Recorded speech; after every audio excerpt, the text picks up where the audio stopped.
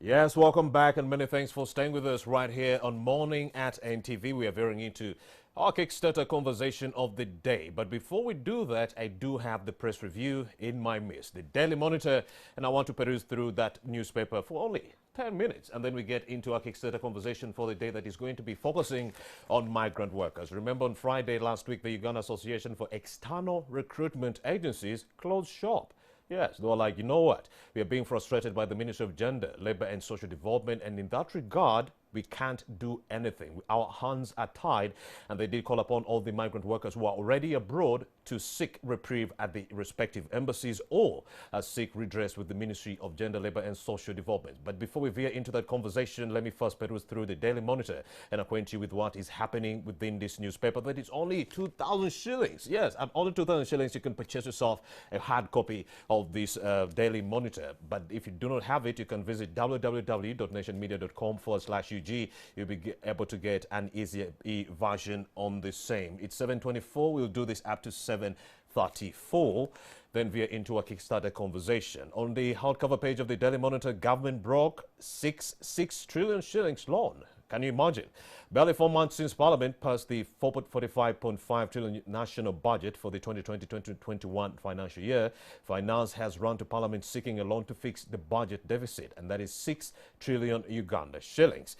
Still on the cover page of the Daily Monitor, Buganda Kingdom subjects protest police brutality. This took center stage yesterday, and you saw the Kampala woman MP aspirant. Yes, that was Nabila Nagai. I was actually whisked away by police alongside other loyalists who were actually protesting the police brutality meted out on the members of the Mbogo clan on Saturday. There was an event over the weekend. It's an event that was where we anticipated Robert Chagulanyi, aka Bobby Wine, to actually also participate. But then as it is, tear gas was lobbed into that gathering. Many people scattered, but on yesterday we did see so many people try to protest that move by police. So if you want to get those details, you can just grab yourself a copy of the Daily Monitor. All details have been highlighted in this newspaper. And government is launching a submarine power cable to Kalangala. Yes, this is a good development, and it's on page 36 of the Daily Monitor. What does it mean? You can grab yourself a copy. And on page 6, village health teams to get monthly pay. The VHT, do you remember the village health teams? They were grappling with inadequate or meager funding, but as it is, they'll get a monthly pay. This is good news because these are the people who are on the front line trying to ward off the contraction and the spread of the SARS-CoV-2 virus. Making them happy would be the start of a good journey. And on page 3, KCA to raise Bugolobi factories. Why? The reasons have been highlighted on page 3 of the Daily Monitor. You can grab yourself a copy at only 2,000 Uganda shillings. And KCA will demolish structures built on drainage channels. So KCA will demolish factories and warehouses which were built on top of a drainage channel in Bugolobi industrial area. That story has been highlighted on page 3. And Makerere staff remanded again over fake COVID-19 results. How so? So the Buganda Road Chief Magistrates Court has further remanded 3 Makerere University staff on allegations of issuing out negative results to patients who had tested positive for COVID-19. This is a very callous development. We were getting this information, but many people were saying maybe it is fake news. There is no way land people can orchestrate such an unscrupulous move by issuing out negative COVID-19 tests to people who are already positive. You would expect such activities to be taking center stage at the Malaba border, at the Busia border, not with land professionals, land educationists like those from Makerere University. Knowing very well, cognizant of the fact that if I give this positive person a negative test, yes, they will go out there with their disease and continue spreading it. That is not a move a land person can make. We would expect that from people on the border because they are away from prying eyes. No one is seeing them. But these are educationists and they're doing it, you know, in the open. Please, please, please, please. Diseased from such issues. So that is on page 3. You can grab yourself the details. And police failed deadline on gun use on page 3. Police have failed to issue operational procedures on the use of firearms by officers within 30 days directed by the president last month. On September 8th, President Museveni ordered the IGP, Martin Okoth-Ochola, to issue firearm guidelines in a booklet form to all police units, LDUs and private security firms by October 15th. So those are some of the issues that have been highlighted highlighted within the Daily Monitor. You can grab yourself a copy at only 2,000 Uganda shillings and you'll be able to be in the know. Well, let's veer into our Kickstarter conversation of the day. Before the coronavirus outbreak, Uganda's officially externalized at least 6,000 workers safely per month to the Middle East, according to the Uganda Association of External Recruitment Agencies that closed shop last week. And it is estimated that over 70,000 Ugandans have been deployed to safely work in the Middle East for the previous years. However, recently, there has been a fight between government and the external labor agencies over resumption of labor export activities. To speak to us, we have Abdallah Kayonde, the ED of the Migrant Workers Voice Network Association, and he joins me right now in studio. A very good morning, Mr. Kasande. What Kayonde. exactly, Kayonde, what exactly are we dealing with? We are dealing with the migrant rights. Right. To be observed in this case. When you look at the migrant rights to be observed in this case, first of all, how are the rights violated? when you come up and contest the deployment of migrant workers and you don't look into what had happened, what brought the halt, what forced the ministry to put that halt, the cap.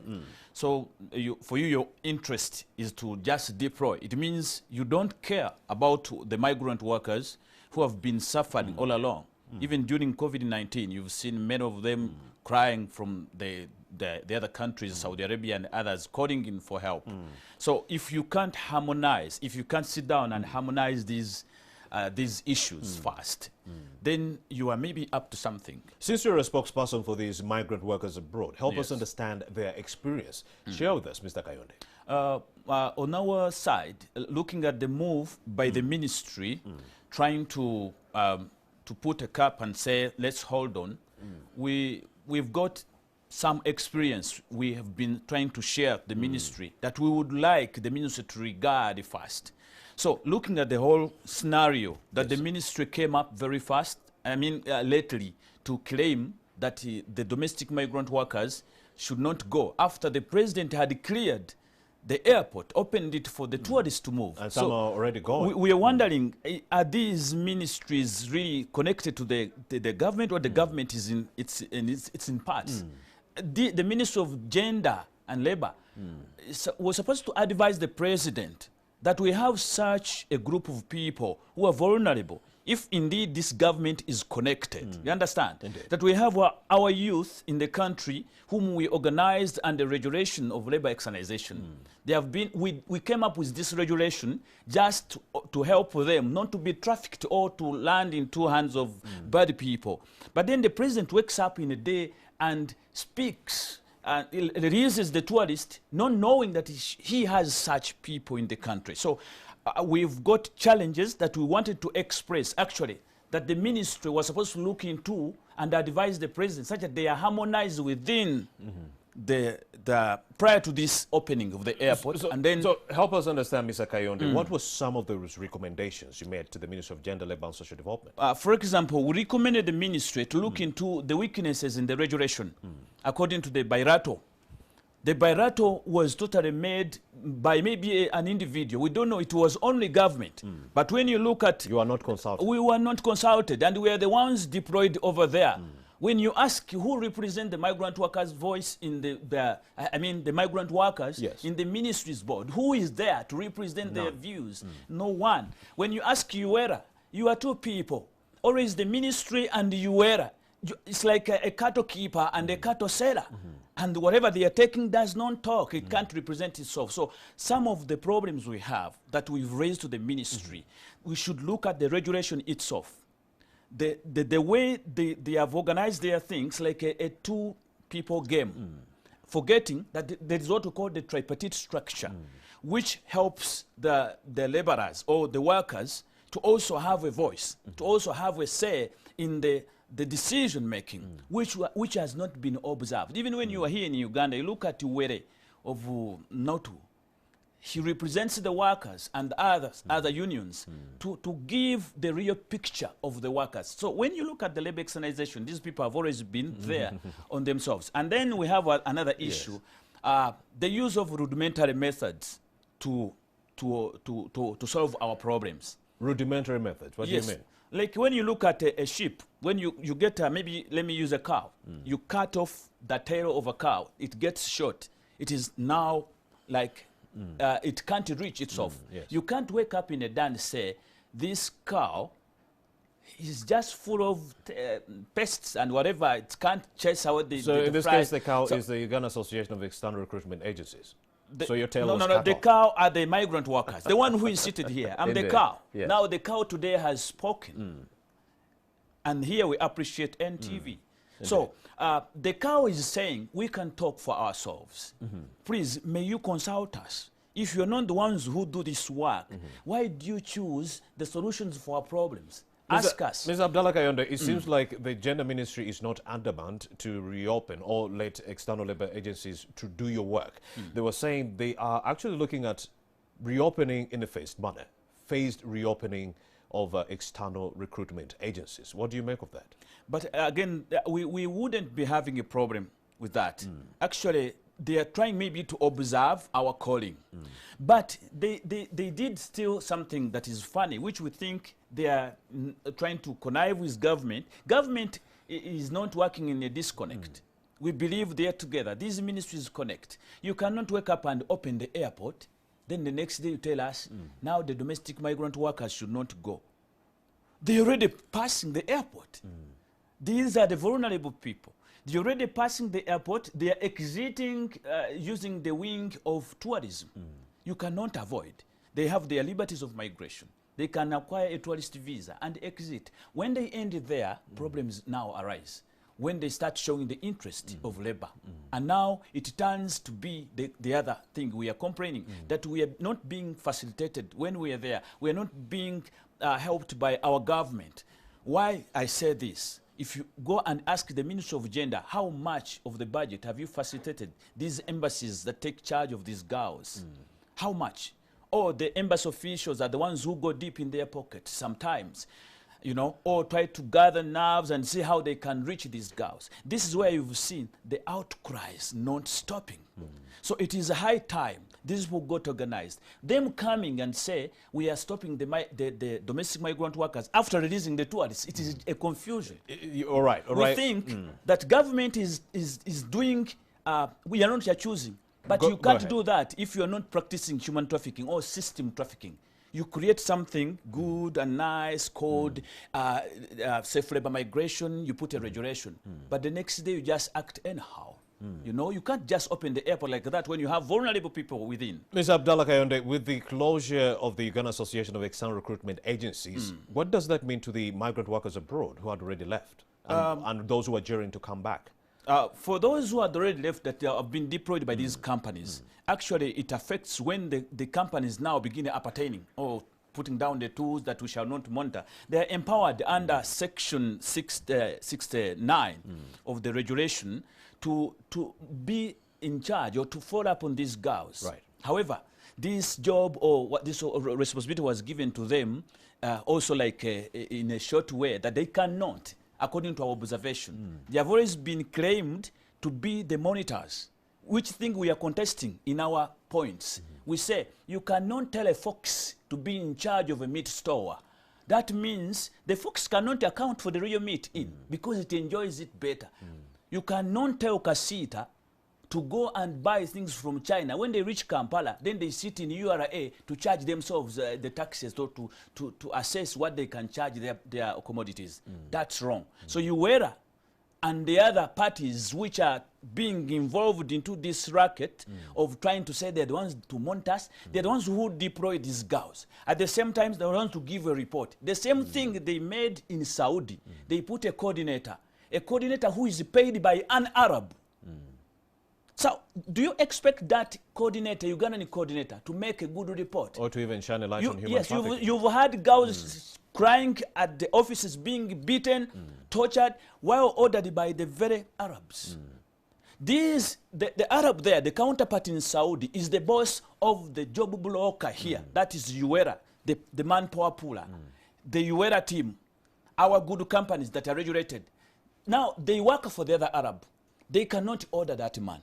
This is where we've had wrangles of how can we now rescue these girls. Even the minister gets hand-tied. Sometimes they cannot use force into that. And this is where the voices come in. And they say, no, something must be done. And then the Arabs get scared and say, oh, we are getting off track. And of course, if you're just joining us, I'm having this conversation with Mr. Abdallah Kayonde. Yes, we are talking about migrant workers and their plight. Remember, the Uganda Association of External Recruitment Agencies closed a shop last week Friday. What would that mean for the many 35,000 young Ugandans who are jeering to leave the country? What about those who are already abroad? What does that mean? And the disclaimer, the views that are being shared on this show are solely of Ms. Abdallah Kayonde and not of NTV Uganda. Ms. Abdallah Kayonde, we are still going on with this conversation. Yes. What exactly are the people abroad telling you? The people are saying that they are really misinformed. Wherever these companies deploy them, look at, we have also a contest in the training. Right. That whatever they are being trained in is not the reality there. They tell you have a juicy job, maybe you're going to work in an office, reach there, you become a security guard. But we are also surprised that when you approach the ministry, you tell them, please, we need these jobs because you've not been able to provide us these jobs here with good wages. It is in the docket of the Minister of Labour to lobby Parliament such that Ugandans begin getting good wages, such that we can stop this mayhem. If this mayhem should continue, then we have to get organized like the Indians, like the Philippines. Our friends complain that they have been lied to and they have not been organized. Is this systemic fraud, Mr. Kayonde? No, I don't know. It must be. Because they advertise clearly and they say you're going to get $1,000 or $1,200. But then these young people are going to the Middle East and they're being given only 1,000 dirhams or 800 dirhams, which is like $200. Now, if I'm to tell you, if you are a pancake seller, you have pancakes that were the leftovers of yesterday, and you've made the fresh ones today. If you are selling, will you be able to tell what happened behind the closed doors to the buyer? You cannot. Of course, you say these are all fresh pancakes. You understand? This is how they sell their stuff. And you wake up and say, then you go and monitor. You are the people to be in charge of UNBS or whatever. No. It means you lie. So these companies lie sometimes. So these are the things we need to look at, and we need to be there. We need to be part of, because we are empowered to be part of this. There cannot be only two people in this. We need to be in this decision making, and this is what we are calling for. Simple. Then all these will be aired out and discussed. We are open for dialogue. Indeed, Mr. Kayonde, in light of all these challenges, has the government and all these agencies helped you? We believe they are sluggish. If they are to help, they have gotten to listen a little bit, but trying to ignore, weighing less of our voices. We believe our voices have not been heard enough. But Mr. Kayonde, why would you ignore $700 million? And 2.2 billion shillings, money that is being brought in by the migrant workers. They are not ignoring like adamantly. They say, when these girls are deployed, you put a safe labor migration team. Right. That is UAERA. Then the next day, because even within UAERA, there is some system trafficking. I will tell you how they do. In the Uganda Association of External Recruitment Agencies. Some companies do traffic these girls within the system. You cannot get a job order of 500 girls to deploy, and you are deploying, nobody checks the job order. You deploy up to 10,000. I see. Nobody's checking when did it stop, where did it begin from. This is why they begin dressing people in uniform and begin exiting them as if it is the same company. Could it be the reason why so government was adamant to reopen? So they are not in the system. And then the embassy ends up seeing people in a strange way. So I'm telling you something. Yes. The government enjoys this job. How? When you say you are earning over $1.3 billion annually from these migrant workers, therefore you get a big burden when you put a racket of people who say, now we are the ones in charge. We are the ones to care. You see, when they came up, they were claiming of taxes. They are so concerned about how much they can earn, how much our government is losing. This is their work. They did not mention of any girl being raped. They did not mention of any girl being mistreated. But they were up to, we have made a loss. We have sat down, blah, blah, blah. How about we? So where they benefit that when you let them exit freely, you have an excuse. Wherever there is alarm there, you say, those were trafficked. I see. Those are trafficked. You go to them and say, we don't want these traffickers. Go arrest. You go to internal affairs, they just see, arrest, traffickers. Now, the excuse is trafficker. The word trafficker must be there for the word safe labor migration to exist. And this is where they work. So government earns more. You can imagine if a girl is in Oman, America, or anywhere facing a challenge, and the embassy doesn't have funds to care about this girl or rescue this girl, this money that they remit, remember every Uganda that is out there is, whatever they earn, they send money back home. There are remittances from each money. There is no haram. If the traffickers had bad money that shouldn't come into the Ugandan pocket, then Bank of Uganda should put something and say, this is haram. This girl was trafficked, she's working, we don't know where she's getting this money. They should attach something. Mr. Kayonde, if the same companies that are taking these girls out of the country are engaged in human trafficking, don't you think this is a precursor for something that is terrible in the near future? Of course, these people, they do. If you go into an assessment, how they do it, they are given a license. Right. Not all. Some of them do good. But the others who do that, they do it smartly. You cannot tell me you wake up and pack up girls. You know, they're up to numbers. I'm supposed to deploy 500. Therefore, they can take anything. So they pack up girls. They have been allocated training centers where they have to train these girls. But they take them for sleepovers. We've followed up, and these girls tell us exactly what happens, surprisingly. They distance us, but the girls, when they are calling for rescue, they call us. We wonder why they don't call the ministry. Where's the gender ministry in all this? Do they even ever show up? Do they? We don't know how they do their work. We don't know. Even the UAERA, we don't know. So these people do the internal trafficking that needs to be audited. Something must be done, which was supposed to be done earlier on. So our worry and our contest is, why is the ministry playing these games? Where were you all along? To begin confusing now, at a time when you know that these Ugandans are really yearning for the jobs, then you open the airport sluggishly, you say, now let the tourists go. You know, okokuba kukina, what's that? You understand? So you instead of early alone sitting, if you're already benefiting from this industry, why don't you sit early, plan enough, be faster, such that even these companies you've tried to give licenses to exit the girls safely, they are able to do it. Rather than giving up. Now they are leaving girls their side. They are the ones to monitor, to follow up and do ABCD. But they are leaving them that side. All right, sir. They are forgetting their role that is given to them in Section 69 of the External Recruitment Agency. So, regulation. Ms. Abdallah Kayonde, let's seek some recommendations in that regard. It's one thing to talk about a problem, and it's another to seek the recommendations to arrest the situation. So what can be done to ensure that you guys get back to work? So we recommend that the regulator ought to revisit the decision that was made by the president and go to advise the president that indeed, if we were to open the airport, it was supposed to be opened at least for everyone, not for only tourists. In looking at, citing at our problem, because we are going to end up seeing more people exiting. Then afterwards, they become future problems. If we are to curtail that, we urge the minister or the Minister of Gender to quickly advise the president to come up and say this. And we are calling upon the president to also regard this if he's really considering the issue of human trafficking being managed. All right. We should curtail it that way. Then the other Abdallah Kayonde, yes, in a minute, please wrap up. We recommend that they observe the stakeholders, the tripartite structure. If we are to handle migrant workers' issues, let us be involved all, the three people, migrants or government, the employee and the employer. Abdallah Kayonde, many thanks for having made the time to speak to NTV. You come with a wealth of information, and we are glad that you made it today. Thank you so much. And at this opportune moment, we'd like to veer off to a new discussion which involves the traffic update. If you're still at home grappling with how to navigate the rowdy road,